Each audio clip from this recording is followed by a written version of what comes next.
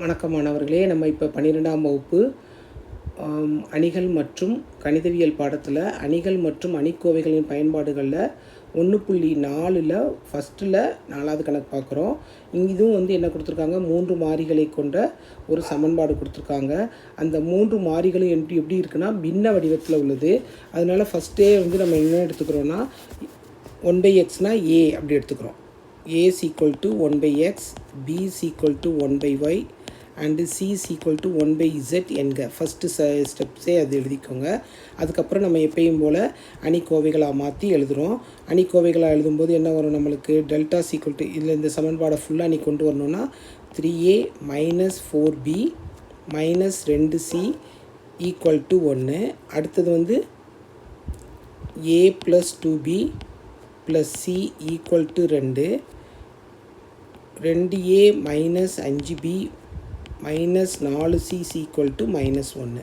அந்த +1 அந்த பக்கம் போச்சுன்னா -1 மாறிடும். அதே மாதிரி இந்த -2 எல்லாமே வந்து நம்ம எந்த பக்கம் கொண்டு போகிறோம், வலது பக்கம் கொண்டு போகிறோம். அதனால் வந்து அடையாளத்தை மாற்றிக்கிறோம். இப்போ வந்து டெல்டா எழுதுகிறோம். இப்படி எழுதுனா தான் நம்மளுக்கு வந்து செய்கிறதுக்கு எளிமையாக இருக்கும். 3 - 4 - 2 1 2 1 2 - 5 - 4. இப்போ இதுக்குரிய மதிப்பு கண்டுபிடிப்போம். கண்டுபிடிக்கும்போது என்ன வரும், 3 × -8 + 5 + 4 × -4 - 2 -2 × -5 - 4 3 × -3 + 4 × -6 -2 × -9 -9 -24 + 18. அப்படின்னா என்ன வருது, ரெண்டுமே கூட்டுறோம், மைனஸை கூட்டுறோம், ப்ளஸ்ஸை வந்து கழிக்கிறோம். ஆனால் டெல்டா சீக்வல் டு -15. இதை வந்து ஹைலைட் பண்ணிக்கோங்க. அடுத்து வந்து என்ன போகிறோம், நம்ம டெல்டா எக்ஸ் கண்டுபிடிக்க போகிறோம். Delta x equal to first நிறைக்கு பதில் நம்ம வந்து ஃபஸ்ட்டு நிரலுக்கு பதில் அந்த மாதிரி எழுதுகிறோம். 1 2 -1 -4 2 -5 -2 1 -4 1 × -8 + 5 + 4 × -8 + 1 -2 × -10 + 2. ஓகேவா? 1 × வேறு அடையாளமாக இருந்தால் கழித்து பெரிய அடையாளத்துடைய அடையாளத்தை நம்ம போடுறோம். பெரிய நம்ம எந்த நம்பர்ஸோடைய அடையாளம் வந்து பெருசாக இருக்குதோ அதை வந்து நம்ம வந்து போடுறோம். ஓகே, இப்போ வந்து போடும்போது -3 -28 + 16 அப்படின்னா -15. Delta X equal to -15. அடுத்து என்ன கண்டுபிடிக்க போகிறோம், டெல்டா ஒய் கண்டுபிடிக்க போகிறோம். இப்போ டெல்டா ஒய் கண்டுபிடிக்கும்போது நம்ம வந்து என்ன செய்ய போகிறோம், நம்ம டெல்டா ஒய்க்கு வரும்போது ரெண்டாவதுடைய நிரலை வந்து மாற்ற போகிறோம். டெல்டா ஒய் ஈக்குவல் டு இங்கே வந்து டெல்டா ஒய் வரக்கூடாது, டெல்டா பி வரணும். இங்கே வந்து என்ன வரணும், டெல்டா பி. நம்ம வந்து ஏபி தானே எடுத்துருக்கோம், அதனால் வந்து ஒய் எக்ஸ் எழுதக்கூடாது, டெல்டா பின்னு எடுத்துக்குவோம். நம்ம டெல்டா பி டெல்டா பின்னு எடுக்கும்போது 3 1 -2 மாற்ற 1 இங்கே வந்து 2 போட்டுக்கோங்க.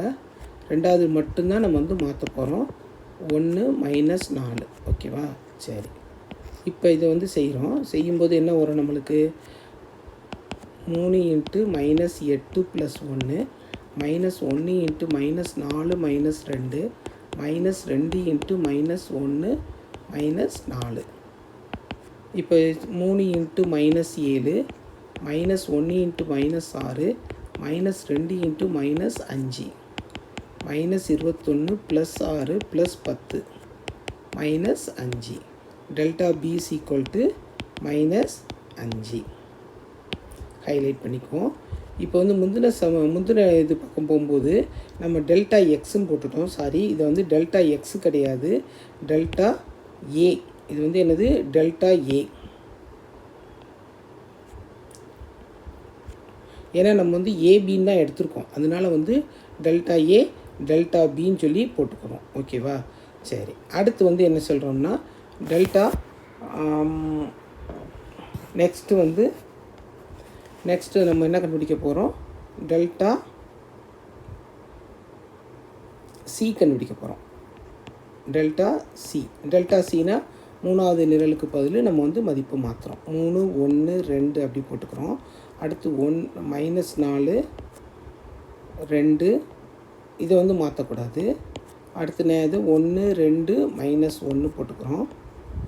இதுக்கு மதிப்பு கண்டுபிடிக்கும்போது 3 × -2 + 10 + 4 -× -+, -1 -4 ப்ளஸ் 1 × -5 -4 கொடுத்துக்கிறோம். சிம்பிளிஃபை பண்ணும்போது இங்கே என்ன வரும், 8 வருது. 8னா 24 -20 -9 அப்படின்னா என்ன வரும், -5. இப்போ A என்ன கண்டுபிடிச்சிருக்கோம், இங்கே டெல்டா C -5 ஹைலைட் பண்ணிக்குவோம். ஓகே, அடுத்து இப்போ A delta A delta A என்ன இருக்குது, -15 -15 அப்போனா 1ன்னு வரும். A 1 அப்போனா x அப்படி தலைகளாக எழுதிடும் 1 தலைகளாக மாற்றினா 1. அடுத்து B delta B delta B என்ன இருக்குது, -5 -15 1/3ன்னு வரும். அப்போனா y 3. அடுத்து C டெல்டா C டெல்டா இது என்னது, -5 -5/-15 அப்போனா 1/3. அப்போனா Z 3. therefore x 1 y 3 and Z 3. புரியுதா மாணவர்களே? எளிமையாக இருக்குல்ல, செஞ்சு பாருங்கள். அடுத்த கணக்கில்